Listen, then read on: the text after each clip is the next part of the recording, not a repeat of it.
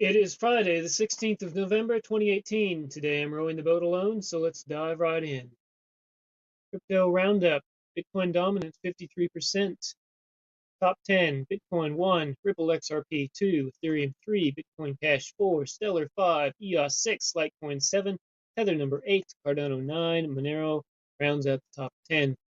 Biggest move of the last 24 hours, Bitcoin Cash down 8.31%. Bitcoin Cash in the middle of a contentious hard fork, fighting for miners. Next, we've got the 7-day window here. We started out with a market cap of 212 billion at the beginning of the week, and we took a big nosedive midweek and now down to 182.8 billion. Big nosedive. Not unusual in our space, though. Next, Blocktivity. We've got Wax at number 1, EOS 2, BitShares 3, Tron 4, Steam 5, Bitcoin 6, Ethereum 7, Kintoken 8, Komodo 9, and Waves rounds out the top 10. Ethereum is maxed again at 72,700 unconfirmed transactions. Last week it was showing something weird, like it was halfway in between. I think that was some kind of glitch with this service, because there was just no way that made any sense. So, but it's back to where it normally is. So some kind of glitch happened, I think, with their data feed or something. Bitcoin also is near max at 98.2%. Of course, their network could go further, but they just don't have enough miner or nodes, as I should say, who are running the segregated witness and Lightning network yet. So it's until there's more adoption by the nodes using the updated software, I guess they're kind of stuck. At some point, it's going to cause an increase in prices, if it hasn't already, of the transaction costs. We'll see what happens. Interesting to see Wax up at number 1. Wax is I think it's kind of some kind of trading gaming tokens platform. I'm not exactly sure. I'll have to look into that. But the AVI is super high for that. The AVI is the Activity Valuation Index, so a ratio of blockchain activity to market cap valuation. So I think Wax has now set the all-time record there, 7,763. Might be something to look into if you're interested in investing. Okay, let's get on with the news. Tron launches accelerator program for DApp developers. Decentralized Internet Project Tron is launching a $1 million accelerator program to support developers building DApps and products on the Tron protocol. So this came out November 16th. The initiative aims to facilitate consumer adoption of blockchain technology through Tron's ecosystem, following the recent acquisition of peer-to-peer file sharing service BitTorrent, Project Atlas, and payment service Poppy app. Tron's protocol currently processes more than 1 million transactions and 600,000 wallets. Yes, that's good. EOS has quite a bit more capital to throw it that they are throwing at the DApp development. So I'm not sure how much a million's going to do. Tron has a pretty loyal base, I think, and they've been doing well in the market cap. Let's see where they're at here. They're number 11 here today, $1.2 billion market cap. So they're doing all right. Next news article: IBM targets scientific research in latest blockchain patent. This is interesting. U.S. multinational IT company IBM plans to use blockchain to aid scientific research and provide a record of its results. The new patent application filed with the U.S. Patent and Trademark Office revealed on November the 8th. IBM, originally filing the concept in December last year, says it foresees integrating a blockchain and data collection and analysis for open scientific research. The application is the latest in a steadily increasing pile of patents sought by the corporation in the blockchain sector. The most recent award, coming last week, targeted at augmented reality gaming. Now an altogether more technical offshoot addresses what it describes as a lack of platforms offering requisite controls and mechanisms to safeguard scientific findings. Currently, there are limited platforms that allow for sharing information about scientific research and showing transparent data collection and analysis steps. The patent application reads, adding, platforms that do exist lack the requisite controls and mechanisms to allow for trustworthy data, as there are few options for ensuring that data will be resistant to modification. More broadly, the science sector stands to benefit in multiple ways from the advent of the technology. Various attempts have already targeted some aspects of the field. Cointelegraph reporting earlier this year on industry-specific blockchain tools for both pharmaceutical and genomics research data. Yeah, could be good. I worked in the science field. Got a degree in molecular biology, and I did DNA sequencing for years for a company in Seattle, a couple different companies in Seattle, not for profit and for profit. And Yeah, so I mean, it's very data intensive. I'm not sure exactly how this might play out for blockchain, but I can kind of intuitively kind of get an idea about it, but it's hard to explain. But I think mainly about sharing data and things like some of the global warming data, for example. They've been recording data from different stations around the world, and some people claim that that data has been manipulated. And so how do you know? You got to go back and look at the records, but who holds those records? And where does the manipulation take place, if it did take place? So it's a bit tricky, this, and this sort of thing might be a bit of a cure for it, perhaps. Okay, next, $5 trillion foreign exchange settlement giant CLS to launch blockchain-based netting service within days. Forex exchange settlement giant CLS will launch its IBM blockchain-powered netting service within a matter of days, according to Chief Strategy Officer Alan Mankward. The CSO made the announcement at the IBM Think Tank conference in London, November 14th, as reported by tech news source Computer Business Review. CLS Group, which reportedly settles on average 5 trillion payment instructions daily, is a U.S. foreign exchange settlement service supplier with high-profile members that include Goldman Sachs, J.P. Morgan, Barclays, and Citigroup. 5 trillion a day. That's a bit mind-blowing. I wonder if that's a typo. But I guess it could be true. I mean, there's so much money going back and forth, especially with bot trading and so forth. A netting service entails offsetting and determining the value of multiple positions or payments that are due to be exchanged between parties, accounting for factors such as the currency volatility caused by differences in time zones. In such cases, the service is used to fix the remuneration that a given party is owed. Manford reportedly claimed before the conference audience that CLS would be operating the first enterprise-level open-for-business service based on distributed ledger technology in the financial markets. He further told CBR that the service would start small before scaling, then pulling back and saying that the news was in fact under embargo. Oopsie, didn't mean to say that. In response to CBR's questions on the service volume capacity at launch, he said, "It doesn't matter. It will be interesting to see what we are doing by the end of Q1, though. We also start small with something like this and watch closely." A joint white paper released by IBM and CLS indicates that the tech giant's Hyperledger-based blockchain can tackle the 2.9 million daily transactions that are estimated to result in an average of 25,000 disputes per year, locking up around 100 million in capital. It is also expected to reduce the time taken for dispute resolution from 40 days to under 10. Manford told the conference, "People in the markets currently spend thousands and thousands on reconciliation and even litigation trying to settle every little thing. If something looks inefficient, there may be 1,000 reasons. Regulators may be intolerant of change. For example, disruption may sound exciting, but make sure you do it with those who know the business processes you are trying to solve." Bencourt also noted that, "If I have to be brutal, in the early days of blockchain, there was a lot of pretty uninformed promise of changing the world by people who haven't taken the effort to understand the space." As reported previously, CLS is planning to offer its members two options to connect to the CLS Net service, providing a direct as well as an intermediary connection via the Swift financial messaging provider. The CLS spokesperson has clarified that clients would only rely on the Swift intermediary at first, while direct node hosting would be offered as the service continues to grow with functionality and the deal matures. So, yes, IBM's blockchain system is finding its ways into a lot of corridors of the financial oligarchy. All right, next, Germany Bitcoin DE crypto exchange operator to acquire 100% of investment bank Tremel. Another bank buyout, people. German holding company Bitcoin Group SE has acquired a 100% stake in investment bank Tremel Wertpapier Handelsbank GmbH. Just say that once again. Wertpapier Handelsbank GmbH. Cointelegraph Auf Deutsch reports today, November the 13th. Bitcoin Group SE, based in Herford, Germany, operates what is reportedly the country's only regulated crypto exchange.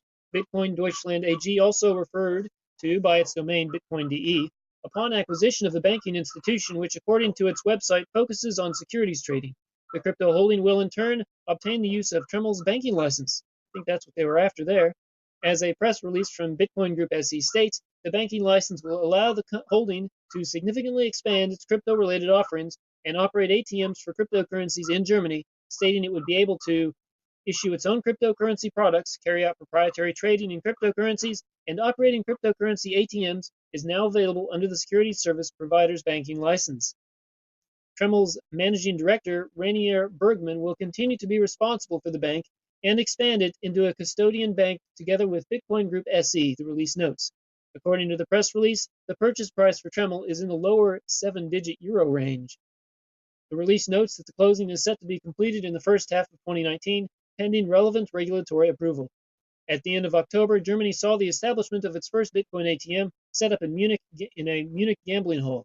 Today, Cointelegraph reported that publicly traded Canadian holding firm GovMedia Plus Canada is set to acquire UK-based crypto exchange Exmo. Both parties have recently signed a letter of intent. Not sure how that last bit was related, but interesting stuff. So we've seen more than one Bitcoin company buy out a bank, and we can see why. And I reckon that down the track, we're going to see more and more of this integration as they join together in order to survive one way or another. Next, major oil firms, banks, partner to launch blockchain platform for energy commodity trading. Major oil companies BP, Shell, and Equinor have united with large banks and trading houses to launch a blockchain-driven platform called Voct for energy commodity trading. The partnership was reported by independent news agency covering energy and commodities markets, S&P Global Platts, Monday, November the 12th. Apart from the three oil companies mentioned above, Voct includes banks ABN, AMRO, ING, and Societe Generale, along with trading houses Gunvor, Koch Supply and Trading, and Mercuria. The blockchain solution, first announced in November 2017, will enable major industry players to move from cumbersome paperwork to smart contracts, thereby helping to reduce time spent on operations and make trading more efficient. While participating in the S&P Global Platts Digital Commodities Summit in London today, November the 12th, it's not today, Leon Hargrave, Product Development Vice President of Voct, stated that the platform will launch by the end of November in the North Sea oil market. Hargrave has also hinted about Voct's future plans in 2019. In 2019, we will look at ARA barges, waterborne markets, and U.S. crude pipelines, and by January, we expect the first licensees will come on board in addition to our shareholders. Hargrave also added that Voct is receiving requests to look at petrochemicals and U.S. gas. He further stresses that the blockchain-driven platform, once fully operational, could cut up to 40% of costs in the post-trade resolution. In addition, S&P Global Platts has conducted a poll throughout the summit, finding that a vast majority of participants expect blockchain applications to have reached mass retail market adoption by 2025. That's not too far down the track, really. S&P Global Platts itself has previously trialed blockchain solutions for oil industry. In February 2018, the company announced it was launching a decentralized platform that would allow market participants to submit weekly inventory oil storage data. The platform to track oil storage was deployed in the UAE's Fujairah Oil Industry Zone, OIZ. A platform similar to Voct already exists in Switzerland, where a group of major global banks, trading firms, and a leading energy company launched a joint venture dubbed Comgo SA. I believe we've mentioned this one before on the show, to oversee a new blockchain-based platform for financing the trading of commodities. The initiatives share some of the same participants, including ABM, AMRO, ING, Koch Supply and Trading, Mercuria, Shell, and Societe Generale. So these companies are kind of leading the pack in moving the bar down the road, or something like that. If my analogy's right. Okay, next article. Central bank digital currencies could have legitimate role, says IMF's Lagarde, Christine Lagarde. The head of the International Monetary Fund has said the international community should consider endorsing central bank issued digital currencies, CBDCs, that's the acronym they're using now, in a speech at the Singapore FinTech Festival on November the 14th. So this is a bit of a turnaround. Lagarde has been kind of hedging on it, but and the BIS, the Bank of International Settlements, over there, they're still really strongly anti-bank, central bank digital currency. So IMF is kind of putting her foot out there, or her neck, or something. IMF Managing Director Christine Lagarde said that despite being, quote, not entirely convinced on the concept of cryptocurrencies more generally, well, of course not, there may be a case for states to issue government-backed tokens or similar assets. Quote, I believe we should consider the possibility to issue digital currency. There may be a role for the state to supply money to the digital economy, she told the event. The comments come a day after the IMF published a dedicated report on CBDCs examining what it views as the pros and cons of the financial tool. As Lagarde noted, various jurisdictions are currently considering or starting out on the journey to implement state-sponsored tokens. If done properly, CBDCs could satisfy public policy goals. If done properly probably means that they They wouldn't be a limited supply. They would be printable on demand by the banks, right? Minted, freshly minted digital cash. Specifically, financial inclusion, security, consumer protection, privacy, and payments. Well, that's yes. All those are important, but so is not printing them to infinity. As Cointelegraph reported in September, the IMF has not always been as keen on the concept as Lagarde suggests today. Yes, they probably didn't really think too hard about how are we going to limit a fixed currency. They probably didn't understand the technology, and they saw Bitcoin and thought, limited to 21 million. Oh no, that's the end of us. In a report at the time, the organization suggested the Marshall Islands, which wants to issue a national digital currency to circulate in tandem with the US dollar, should reconsider its plans over money laundering concerns. Yes, well, that's fake, isn't it? There aren't real money laundering concerns with digital currency because the vast majority of money laundering statistics show are are with fiat currencies, and very little of it happens with things like Bitcoin. So, wrong answer. This week, the country's president of the Marshall Islands, talking about here, survived a no confidence vote over the issue, which should now continue on its path to digital currency issuance. During the speech in Singapore, Lagarde meanwhile continued on the downsides of CBDCs. Quote, I would also like to highlight the risks of stifling innovation. The last thing you want. My main point will be that we should face these risks creatively. Yes. Can your creativity keep up with the creativity of thousands of developers around the world working on digital currencies, though? That is the big question, and I don't think it can. Next article, Swiss Stock Exchange. Blockchain-based exchanges will replace traditional ones in 10 years. Digital exchanges based on blockchain technology will completely replace traditional ones in 10 years. Thomas Zeeb of Swiss leading stock exchange SIX told Reuters on Wednesday, November the 14th. Quote, the existing system could be completely replaced by the digital exchange in about 10 years, said Zeeb, who is leading the Securities and Exchange Department at SIX. Quote, the moment that brokers, banks, insurance companies, and big asset managers really see the cost advantages of blockchain, they'll move relatively quickly, he further added. Zeeb talked to Reuters in the wake of the launch of SIX's own digital exchange, scheduled to start working in mid-2019. As soon as the legal issues with the Swiss government and the country's financial market regulator, FINMA, are clarified, the company is going to offer trading in selected stocks, followed by other stocks, bonds, and exchange-traded funds. According to Zeeb, the decision to launch a digital exchange was forced by a rivalry with major crypto exchanges such as Coinbase or Binance. Zeeb believes that they are pushing into the business of traditional exchanges and pose a big threat, adding yet again that the competitors could bypass banks or stock exchanges completely. Indeed, indeed. Switzerland is actively supporting crypto-related initiatives, adjusting its legal framework to industry needs in different areas, including banking.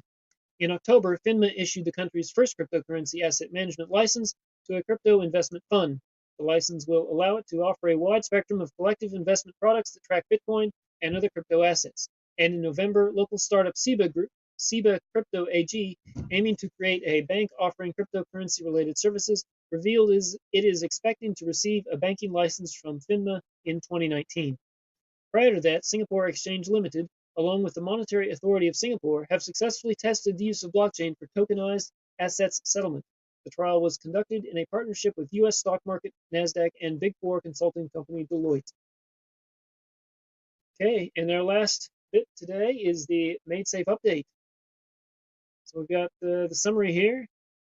Number one, Maidsafe Coin is now on Blockfolio's Signal service, which provides us the ability to send push notifications to share important news about the Safe network.